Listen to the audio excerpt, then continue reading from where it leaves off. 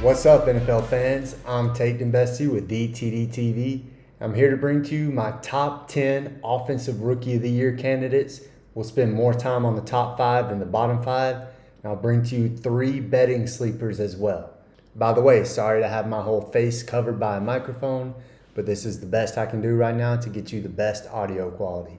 So a little bit of what goes into the rankings for me will be team scheme, the situation around these players, their depth chart, what is in place to help these rookies succeed, the talent that I saw in these prospects coming into the NFL, and we will even look at a little bit of historical context. So let's go ahead and do that. Let's take a quick glance at the past 10 Offensive Rookie of the Year winners. And the reason specifically that I chose the past 10 wasn't just a random number, but I looked to see when did the offense in the NFL really change? When did this point explosion happen? And it was in 2013 when for the first time the NFL averaged more than 23 points since 1965. Now the NFL had been evolving for a couple years prior to this, but this was really when the NFL caught fire and the new wave of the modern offense really took hold. So starting back in the past 10 years, we've got 4 running back winners, 3 quarterback winners, and 3 wide receiver winners. So it's pretty spread out. There's not a clear-cut favorite position to win this award. A lot of people suspect that it's quarterback, but it's truly not. Quarterbacks a lot of times struggle in their first year, and they also don't even get the opportunity to see the field that often.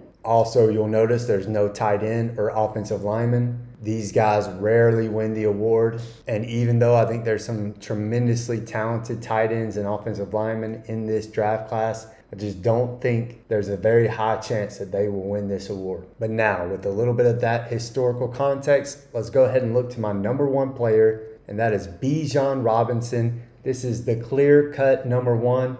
Bijan is a beast. He is one of the best running back prospects we've seen in years. He can truly do it all. He's an elite talent. He's got a great run-blocking offensive line in front of him, but it's really Arthur Smith's scheme that makes me think that Bijan is a home run pick. I really feel like he's so likely to win this award with good health. They do have Tyler Algier and Cordero Patterson there to maybe take some of his touches. But Arthur Smith, the head coach, loves to run the football. They run some of the most 12 and 21 personnel in all of the NFL. Smith and his offensive scheme helped Algier break 1,000 yards as a 5th rounder in his rookie year. He helped Cordero Patterson have his best season of his NFL career. And he helped Derrick Henry when he's at the Tennessee Titans in 2019 and 2020 as the offensive coordinator, have Henry's best seasons in the NFL. So this is a common theme for running backs to do their best under this offensive coordinator and under this offensive scheme. And when a talent like Bijan Robinson, who can do it all, gets paired up with a guy like this,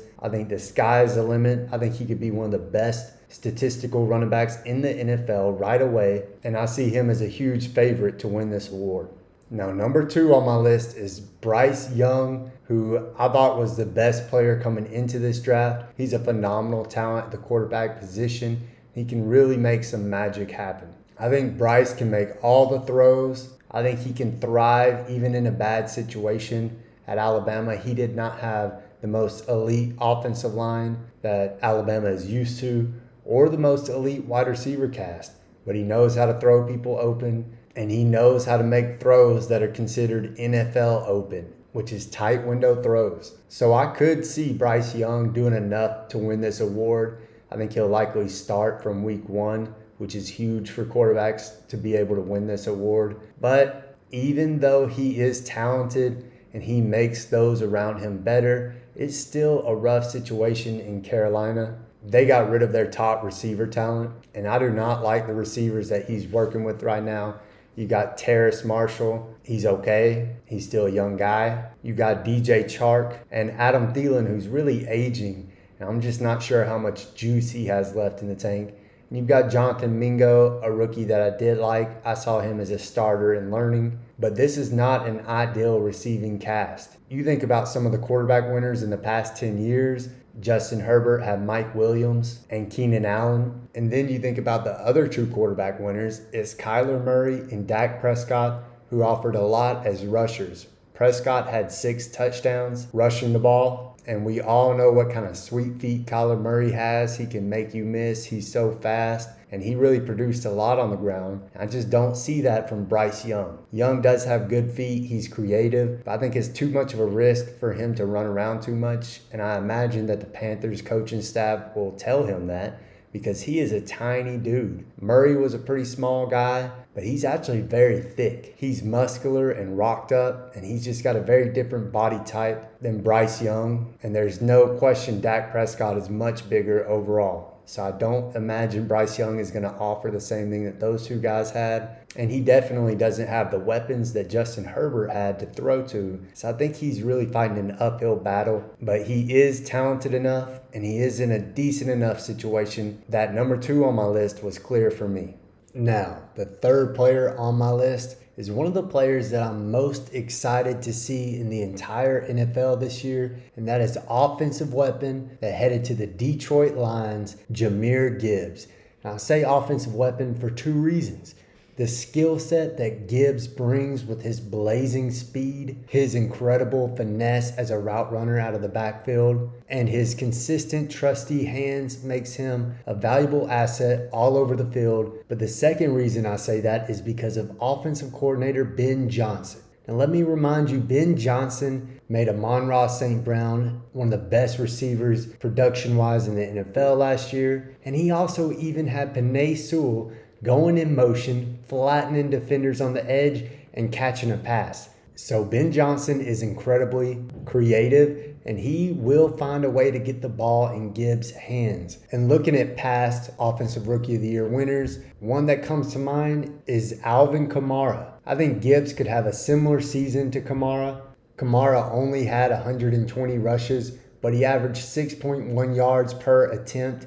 He had a 74-yard rush as his longest rush of the season. And I think that's kind of the explosive plays that Gibbs will offer you. And Kamara also received 100 targets, and I think that's easily realistic for Jamir Gibbs, who I imagine will play in the slot. He'll run routes out of the backfield, and he's going to catch a ton of balls. And in space, Gibbs will make magic happen. He was so fun to watch at Alabama and Georgia Tech prior to that. So because of Jamir Gibbs' skill set and talent, as well as Ben Johnson's creativity, I fully expect Jamir Gibbs to be right at the top of this list come season's end. Now, the fourth guy on my list is quarterback CJ Stroud, who went to the Houston Texans. And I think Stroud is a very good quarterback. I thought that pretty much no matter what draft class, CJ Stroud was worth going in the top 8 picks because of his great accuracy and his great ability to work through progressions really more than anything else. He does have a strong arm. He's a good athlete who can create on the run, but it is really his on-field intelligence and his accuracy that stood out for me. And the reason I have him down here at number 4 is because he's never shown what he can do without the best wide receiver core in America. I mean, in college football, this guy had so much talent between Garrett Wilson, Chris Olave, Jackson Smith-Njigba, and Marvin Harrison Jr. So he has always had amazing talent. He does still have a really good offensive line in Houston. And I do think that we could see more of his athleticism come through at the NFL level. I could see him having a Dak Prescott rookie season type year. He likely won't just blow people away, but I think he'll probably be a consistent player from early on who will protect the football, create both on the ground and through the air. It's just really the question of what can he do with subpar talent to throw to that has me putting him at number 4. Now, the top 4 on my list might not have surprised too many people. I think a lot of people see these guys as having a really good rookie year. But number 5 on my list is Jordan Addison, who went to Minnesota Vikings. And I think Addison is being a little undervalued in Las Vegas right now. He's at plus 1,600 by FanDuel and plus 1,700 by DraftKings. But man, there's just not a lot of talent in Minnesota. Of course, Justin Jefferson is a superstar, and he's really going to, I think, help Jordan Addison because he's going to garner a lot of attention. And he's such a finesse player himself. He's so highly skilled. I imagine he's going to have some veteran tricks to be able to pass along to Jordan Addison, who is a phenomenal finesse route runner himself. But it's mostly just these two guys. And no, I don't think Kirk Cousins is anywhere near an elite quarterback, but I do think he's quality enough, especially to help a receiver explode. I mean, he did it with Justin Jefferson over the past few years. And that wide receiver room is awful. It is so bare. The other receiving threats outside of Justin Jefferson are KJ Osborne and maybe Jalen Reagor. Jordan Addison should see a lot of targets if he is the player that I thought he was coming out of college, and most people thought he was. I mean, he really exploded in college at two different universities. Pitt first with Kenny Pickett, and then USC with Caleb Williams. He was a dominant receiver, and he put up a tremendous amount of stats, and I think he can do it again in Minnesota. I would not at all be surprised to see him win Offensive Rookie of the Year. And now I'll more quickly go through my bottom 5, 6 through 10. Number 6, I have Anthony Richardson, and this is all about upside. I am not a Richardson believer. I thought he had so much he has to improve. His accuracy was just atrocious to me. Some people might disagree, but look, I watched his tape very closely, and he constantly missed the deep ball by so far. Sure, you can cherry pick a few beautiful highlights, but man, he has so much to improve. I didn't see him reading defenses very much at all, just chunking it deep. And so I'm not sold on him, but he is a freak athlete with all the tools that you could dream of to be the greatest quarterback the game has ever seen. So I struggle with where to put him, but number 6 felt reasonable to me.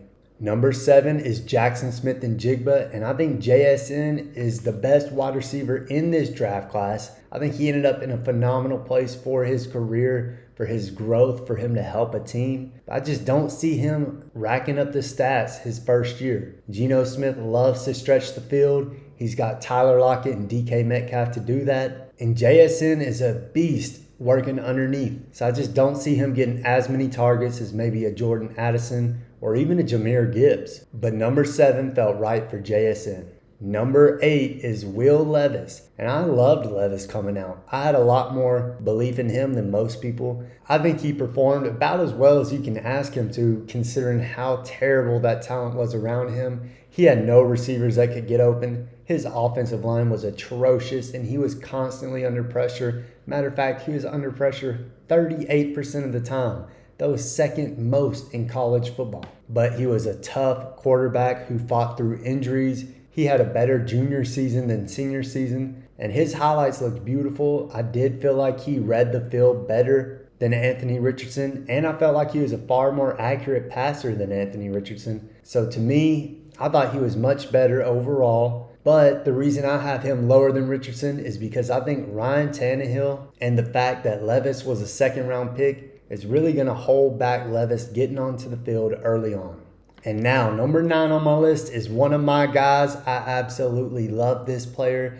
And I thought he was a phenomenal pick for the Los Angeles Chargers, Quentin Johnson. Now, the reason I don't have Johnson as high as Jordan Addison is kind of the same reason as Jackson Smith-Njigba is a little bit lower. And that's because I just don't think that he's going to be getting as many targets as maybe a Jamir Gibbs or a Jordan Addison. So I think it's a little bit of an uphill battle for him to win Offensive Rookie of the Year. But he is ultra talented.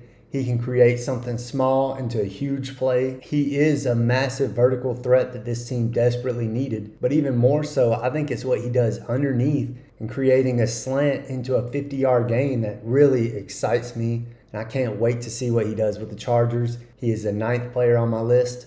And finally, the 10th player on my list is Dalton Kincaid, who went to the Buffalo Bills, and he is about to be a stud for Josh Allen. He has elite movement skills for a tight end. His change of direction and his burst off the line, his top end speed is as good as you can dream of for a tight end. But maybe what's most impressive is his ability to catch in traffic or catch over the top of players. And I think that Josh Allen is going to light him up and help him to have a phenomenal year his rookie season. But there has never been a tight end win this award. So as much as I love Kincaid, it's just hard for me to have a ton of confidence in a tight end winning this award for the first time. And here we go, on to my 3 betting sleepers.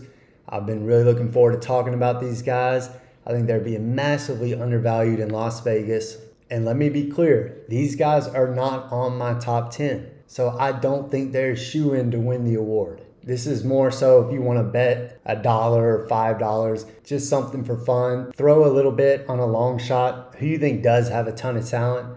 Well, for me, that's these three players, starting with Jonathan Mingo, who I thought was a phenomenal talent and ended up in a perfect situation to shine. He has Bryce Young and potentially Andy Dalton throwing him. And a lot of people I've heard wonder, well, why would you pick Jonathan Mingo? Because if he has a stellar year, won't that mean that Bryce Young had a great year and he wins the award? But no, with Andy Dalton there, I think that Mingo could still win this award even if Bryce Young gets hurt or if Bryce Young is turnover prone. Still, Mingo is a great threat at every level of the field. Vertical, underneath, breaking tackles. He's a possession catch threat. He's a really talented wide receiver that ended up in a terrible wide receiver room. He'll be competing for targets against DJ Chark, Terrace Marshall Jr., and old Adam Thielen. And I just don't see any of those guys holding Jonathan Mingo back. So I think Mingo's got a huge season ahead of him. And at plus 5,000, a small bettor like me, I think that's a fun one to make. I could bet a $5 bill on him and potentially win $250. I probably won't. It's probably just tossing my money away and just having fun the whole season watching him with a little bit invested.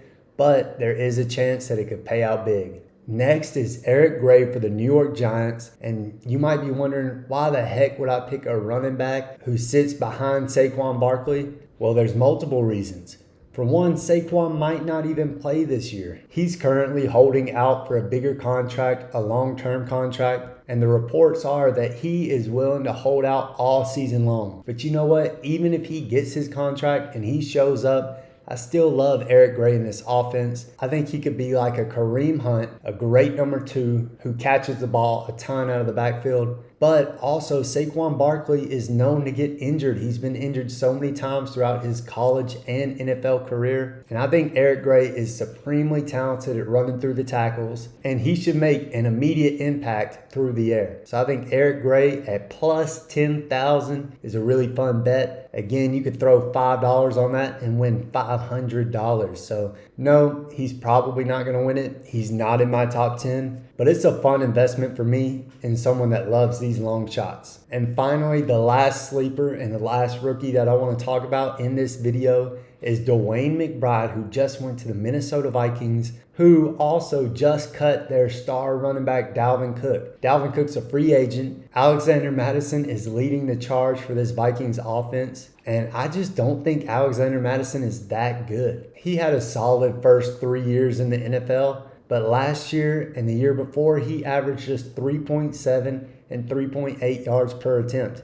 And that is not going to cut it. And this Vikings offense has some explosive weapons. They have Jordan Addison, as we mentioned before, and Justin Jefferson, who might be the best wide receiver in the NFL. So they're going to be getting down into that red zone a lot. And Dwayne McBride is a huge, powerful, short yardage back who I expect can convert a lot of touchdowns. I think he could have a similar season to Eddie Lacy, although Eddie Lacy caught the ball better than McBride, no question. McBride has barely caught the ball at UAB. But he does so much right on the field when that ball is in his hands. And this Vikings offense desperately needs help. That again, at plus 10,000, I love this long shot. I could see him eventually taking the starting role, but definitely being a goal line back early on. And at plus 10,000, I got to throw a couple dollars on it and just watch with excitement. So that's the end of my list. I thank you all for watching. I hope you enjoyed it. If you did enjoy it, please give me a thumbs up. Comment if you like anything that you enjoyed or you wish that I would change. I'll work on that. I'm still trying to grow this channel. And go ahead and subscribe so you don't miss out on my Defensive Rookie of the Year video that will be coming out later this week. And I'll be continuing the content all off season long until that NFL season finally kicks off. So I hope to see you again soon. Oh, and if you happen to stick around this long, I've got something else to show you that I have worked on for months. It's my 2023 NFL Draft Guide. And if you want to see a deeper dive into a lot of these players, I've written so much information and I've done a lot of extra stuff too. As you can see, this first page you can click on brings you to team needs, free agency moves, trades, salary cap, and all kinds of information that you might find interesting for each one of your teams. And then you've got over 130 draft reports. You'll see I go in depth and I offer all kinds of information. I give you all the statistics from the combine and any pro day numbers they might have. I give you a grade on my film assessment, what I saw. I list pros and cons, and as you can see for Bijan Robinson, not a whole lot of cons. I tell you what to expect. I offer player comparisons. I give stats. I give advanced stats. So there's just a tremendous amount of information in this draft guide for all of you. Like I said, there's over 130 reports, and there's even more stuff at the bottom. I give you consensus media position rankings. So that is how the media saw each one of these players. They saw Bryce Young as the number 1 guy, CJ Stroud unanimously the number 2 guy, Richardson, and so on. But you see my rankings next to them as well. And if you're confused about what my rankings are, well, I give you a scale for that too. So just tons of information. How do I see these players? What did the media see in these players? There are media draft grades. I mean, I really gave you everything I could so that you could get all the information you need for your team this offseason. So that is a free draft guide. Just check the description for the link below.